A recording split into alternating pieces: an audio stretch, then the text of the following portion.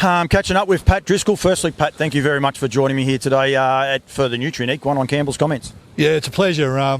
Great to be here, and I think that the day's been, particularly the last half has been super.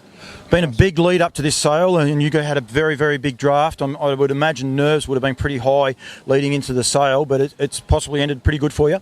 Yeah, it has. The yesterday was, it's always hard to start a new sale off, and particularly the first half of last night. But I thought the mood changed a bit, sort of the last hour, and then it continued today.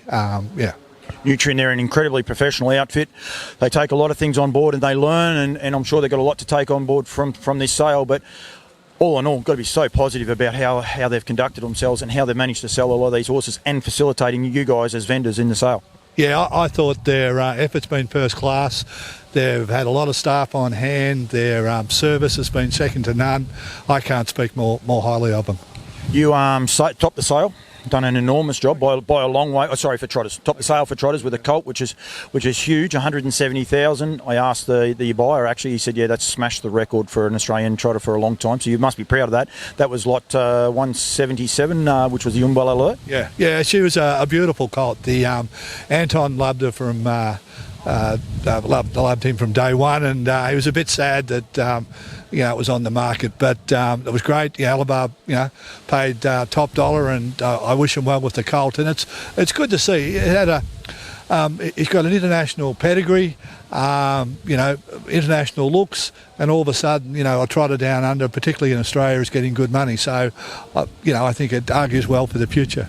I think the other part of that is key is the fact that they're going to keep him as a stallion, or try to keep him as a stallion. Hopefully he gets runs on the board and then be a stallion later on as well, which is what your philosophy is about. Breeding and improving the breed in harness racing, to get a horse like him that's going to be standing down under with the bloodlines that he's got, the pedigree that he's got, like being out of an Derby winning mare. You don't get those pedigrees in Australia, so it's going to be all good. It's great that breeders like yourself and Alabar are pushing this gate that I love and you love so hard. It's terrific, isn't it?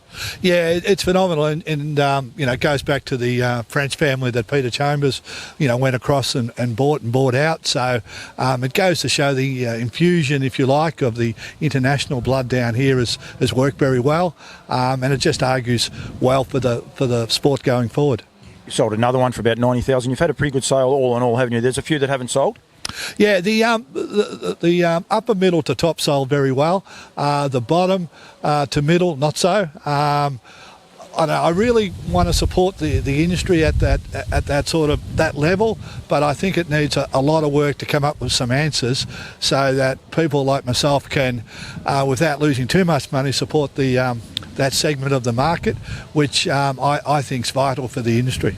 I think, off the subject a little bit, but you've done a great job with that over the journey, giving a lot of your horses out to trainers that can't afford the breed line that you have. You've been able to lease a lot of the fillies out and get them out to trainers, and they've done a great job winning races for you as well. So I think, as I said, I'm a trotting lover, and I love what you guys at Yabby Dam's been able to do. You've improved the gate, the trot's getting so much faster. Probably the only negative, I breed my own. I've got to try and keep up with you. It's near on impossible. Oh, it's not. I wouldn't say it's that hard to keep up, but no, we have a lot on lease at the moment, probably 40 odd. So and we find the guys do a very good job. I think that the breed continues to develop. And the numbers go from strength to strength. So from a future, what I really like, I see Timmy Butt buying, I see Chris Lang buying, I see Brett Lilly buying, Clayton and Emma.